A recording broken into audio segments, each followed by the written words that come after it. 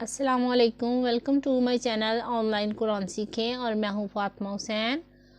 آج ہم سورۃ البقرہ کی آیت نمبر 31 سیکھیں گے تلفظ کے ساتھ، تجوید کے ساتھ اور اس میں آنے والے تمام تر قواعد کے ساتھ۔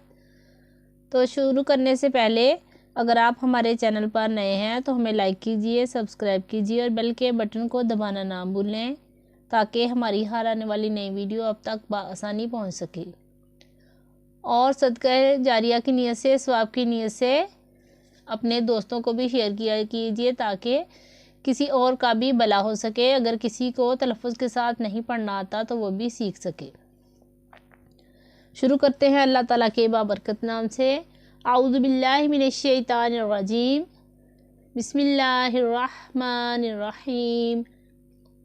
اللہم صلی علی محمد وعلی آل محمد کما صلیت علی ابراہیم وعلی آل ابراہیم انکا حمید مجید۔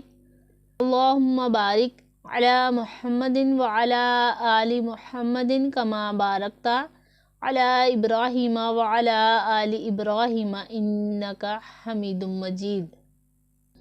بسم اللہ الرحمن الرحیم۔ وعلم آدم الاسماء۔ عین کی آواز کو پورا ظاہر کریں گے اور لام کے اوپر شد ہے، شد والا حرف 2 مرتبہ پڑھا جاتا ہے، ایک مرتبہ اپنے سے پہلے متحرک حرف کے ساتھ ملا کر اور دوسری مرتبہ خود اپنی حرکت کے مطابق ذرا رک کر۔ حمزہ کے اوپر کھڑا زبر ہے، اسے ایک الف اتنا لمبا کر کے پڑھیں گے۔ الف جب خالی ہوگا تو اسے الف بولیں گے، جب اس کے اوپر زبر زیر پیش یا کوئی بھی حرکت آ جائے تو پھر اسے ہم حمزہ بولتے ہیں۔ اور یہاں پر الف مد ہے، اس کے بعد حمزہ اسی کلمہ میں آ رہا ہے تو یہاں پر مد متصل ہوگا، جسے ہم 2 اڑائی الف کے جتنا کھینچ کے لمبا کر کے پڑھیں گے۔ کلہا ثم اردہم۔ سا میں سیٹی کی آواز نہیں نکالیں گے، میم مشدد ہے، اس میں غنہ ہوگا، اور غنہ والے حرف کو بھی ہم 1 الف کی مقدار کے جتنا کھینچ کے لمبا کر کے پڑھتے ہیں۔ ضاد ہمارا پر پڑھا جانے والا حرف ہے، حروف مستعلیہ میں سے، اسی لیے اسے ہم پر پڑھیں گے۔ علی الملائکتی،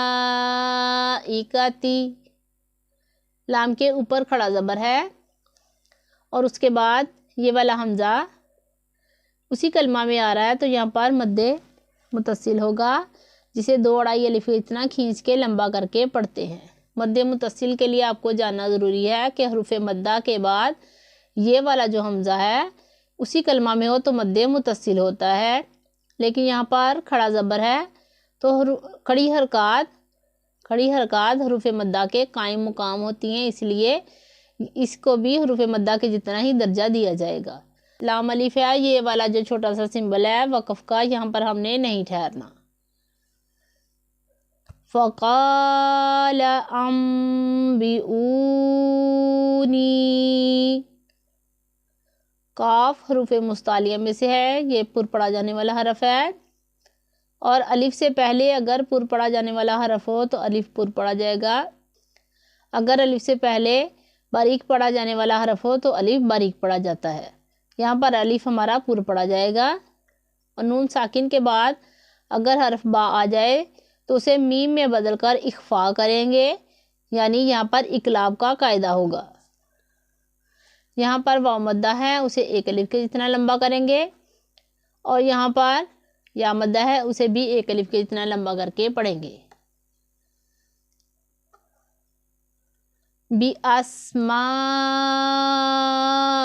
هَؤُلَاءِ،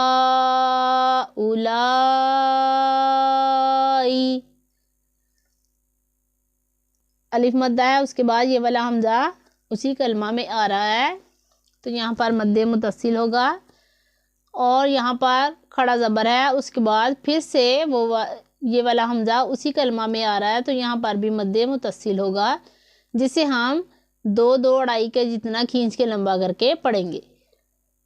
اور آگے پھر سے الف مدہ ہے، اس کے بعد یہ والا حمزہ اسی کلمہ میں ہے تو یہاں پر بھی مد متصل ہوگا، یعنی بھی اسمائی میں مد متصل ہے، اس کے بعد ہا اولائی میں 2 دفعہ مد متصل آ رہا ہے، تو اسے ہم 2 ڈائی لکھ کے جتنا اسے لمبا کریں گے ہا او کو، اس کے بعد لائی کو 2 ڈائی لکھ کے جتنا کھینچ کے لمبا کر کے پڑھیں گے۔ یہاں پر ہا کو لمبا کیا جائے گا، یہاں پر لام الف کو لمبا کیا جائے گا۔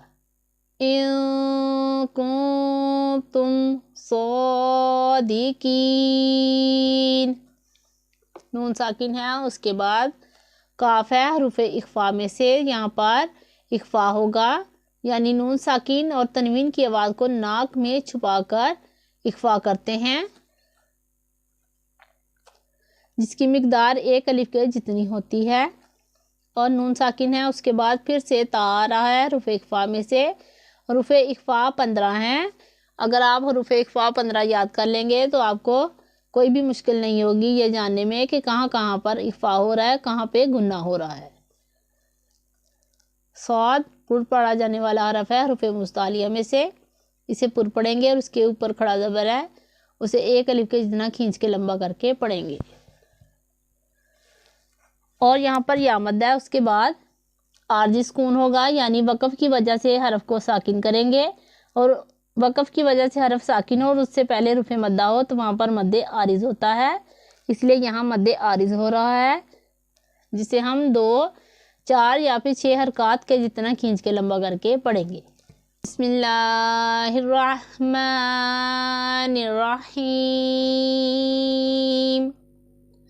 وَعَلَّمَ آدَمَ الْأَسْمَاءَ كُلَّهَا ثُمَّ عَرَضَهُمْ عَلَى الْمَلَائِكَةِ فَقَالَ أَنبِئُونِي